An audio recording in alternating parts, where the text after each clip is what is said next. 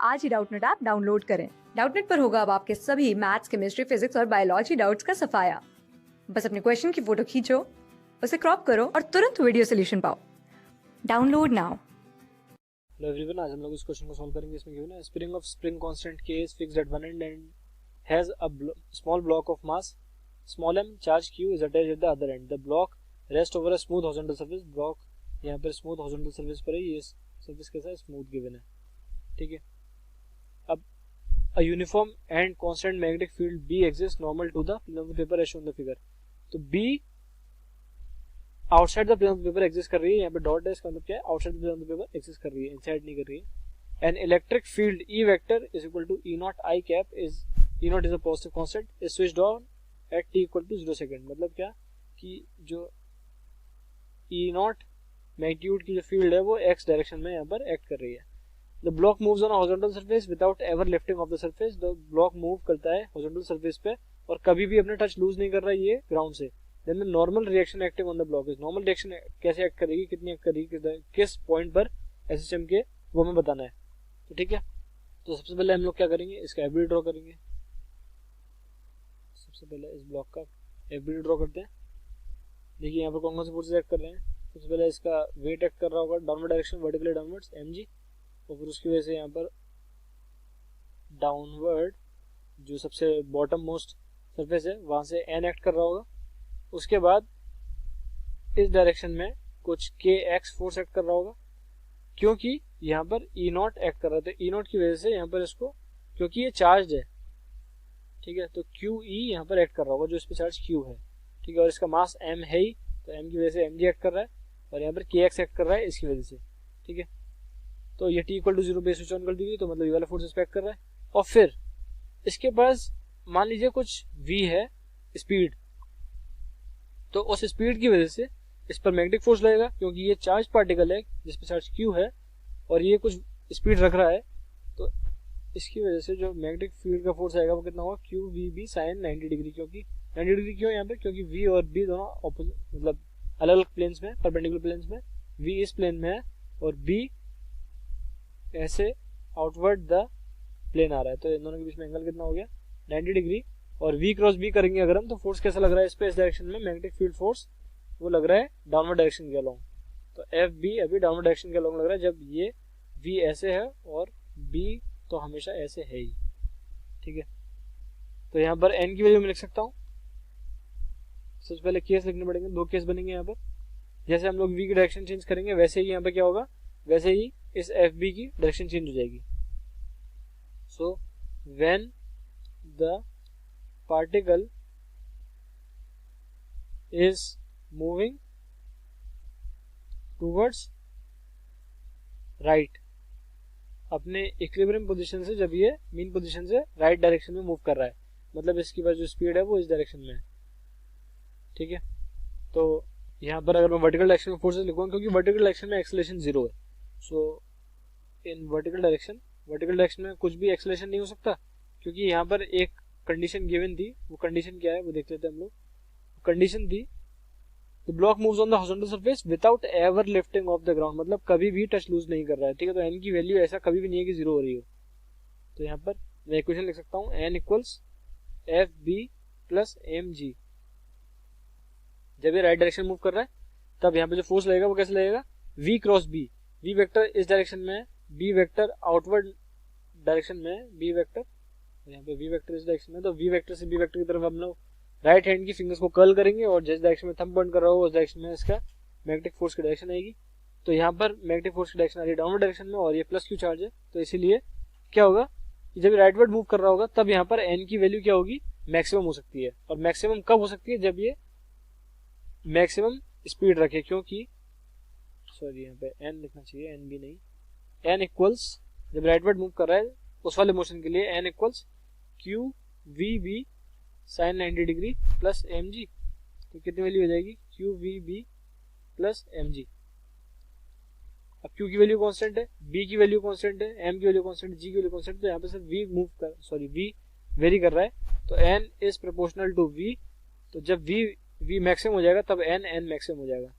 n max is proportional to V max. और V max कब होता है?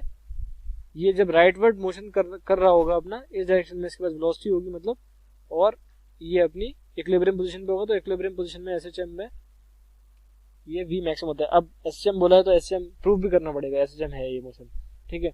तो इन हॉरिजॉन्टल डायरेक्शन अगर मैं देखूं इसको,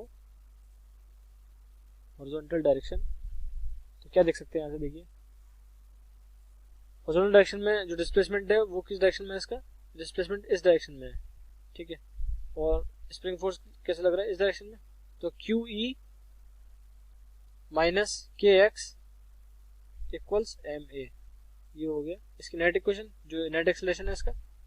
तो acceleration is directly proportional to minus x, तो यहाँ से ए की वैल्यू कितनी आ गई, q e by m minus k by m times x, तो एक्सेलरेशन की वैल्यू यहाँ से आ जाएगी, सिंपल है।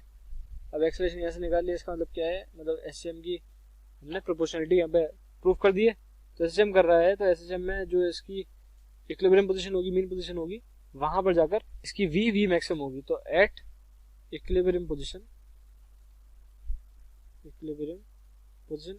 पोजीशन वो नहीं होगी इस केस में जो नेचुरल लेंथ की पोजीशन है स्प्रिंग की।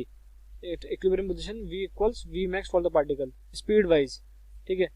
अब दोनों तरफ स्पीड हो सकती है, इक्विलिब्रियम पोजीशन मान लीजिए ये है, तो इसमें इस तरफ भी हो सकती है स्पीड और इस तरफ भी हो सकती है स्पीड, लेकिन जो भी होगी वो स्पीड वाइज मैक्सिमम वैल्यू होगी मैग्नीट्यूड वाइज, ठीक है। तो जब ये इस तरफ मोशन कर रहा है तब n की वैल्यू कितनी आ रही है, f b plus m g. लेकिन जब ये लेफ्टवर्ड मोशन कर रहा है, फॉर लेफ्टवर्ड मोशन, फिर से हमें ड्रॉ करना पड़ेगा इसका एफ बी डी। तो देखिए इसका एफ बी डी कैसे मिलेगा हमें, एम जी डायरेक्शन में डाउनवर्ड इसका फोर्स एक्ट कर रहा है, इसका जो वेट है, और बॉटम मोस्ट सरफेस से यहाँ से एन एक्ट कर रहा है। इस डायरेक्शन में अभी भी क्यू ई एक्ट कर रहा है, क्योंकि ई वेक्टर की डायरेक्शन यही है, उसकी डायरेक्शन रिवर्स नहीं हो रही है, पोलैरिटी चेंज नहीं हो रही है।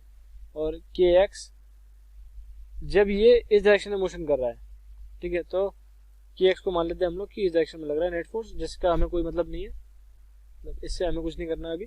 हमें बस क्या करना है, वेलोसिटी से मतलब रखना है। वी मैक्स नहीं, वी बोल देते हैं उसको अभी के लिए। वी इस डायरेक्शन में मोशन कर रहा है फॉर जनरल केस। अब ये पार्टिकल इस डायरेक्शन में वी से मूव कर रहा है, तो इस पर जो फोर्स लगेगा वो किस डायरेक्शन में लगेगा, वी इस तरफ है, लेकिन बी वेक्टर इस तरफ है और वी वेक्टर इस तरफ है, ठीक है। तो हम लोग अपने राइट हैंड की फिंगर्स को फिर से कर्ल करेंगे वी से बी की तरफ, तो वी वेक्टर से बी वेक्टर की तरफ करेंगे, तो थंब किस तरफ पॉइंट कर रहा है, अपवर्ड डायरेक्शन में। तो इस पर जो फोर्स लगेगा मैग्नेटिक फील्ड का वो अपवर्ड डायरेक्शन में लगेगा, और उसकी वैल्यू कितनी हो जाएगी, एफ बी।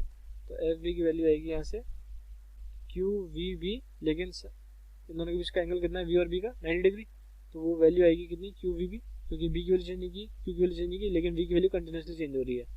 क्या लिख सकते हैं, इन वर्टिकल डायरेक्शन, इस वाले केस के लिए जब लेफ्टवर्ड मोशन कर रहा है अपनी इक्विलिब्रियम पोजीशन से, in vertical direction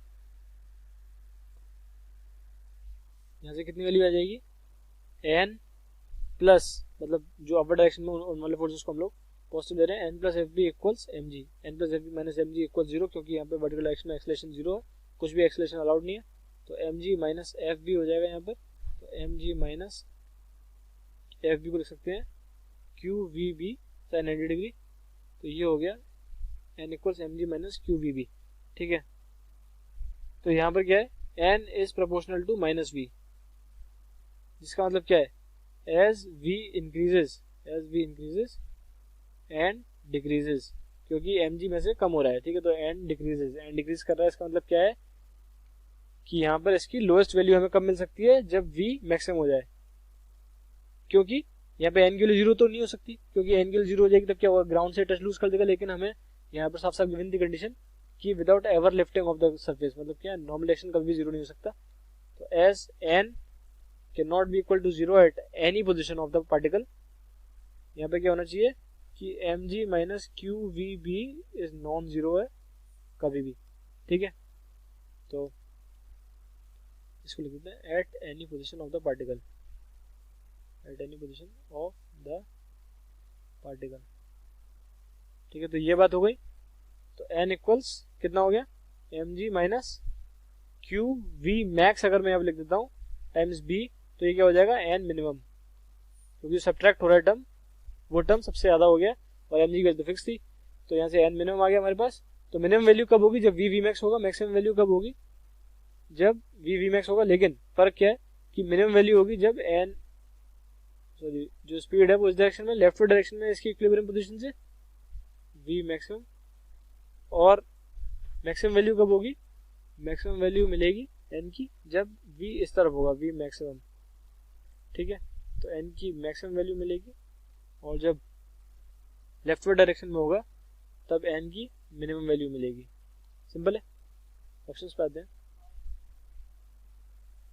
maximum at extreme position and minimum at mean position सही नहीं है। Maximum at mean position, minimum at extreme position सही नहीं है। Is uniform throughout the motion बिल्कुल सही नहीं है। और इस both maximum and minimum at mean position बिल्कुल सही है। बस डिपेंड करता है कि वो पार्टिकल किस डायरेक्शन मूव कर रहा है। अगर राइट डायरेक्शन मूव कर रहा है तो हमने अभी देखा यहाँ से कि एन मैक्सिमम होगा, मीन पोजीशन पर वी वी मैक्स होगा, और जब लेफ्टवर्ड मोशन कर रहा है तब वी वी मैक्स होगा लेकिन एन मिनिमम होगा। तो बस ये करना था इस क्वेश्चन में। So that's it. Thank you and I will like the video. Class 6 से 12 से लेके नीट, IIT, JEE मेंस और एडवांस के लेवल तक 10 मिलियन से ज्यादा स्टूडेंट्स का भरोसा। आज ही डाउनलोड करें डाउटनेट ऐप या व्हाट्सएप कीजिए अपने डाउट्स 8400 400 400 पर।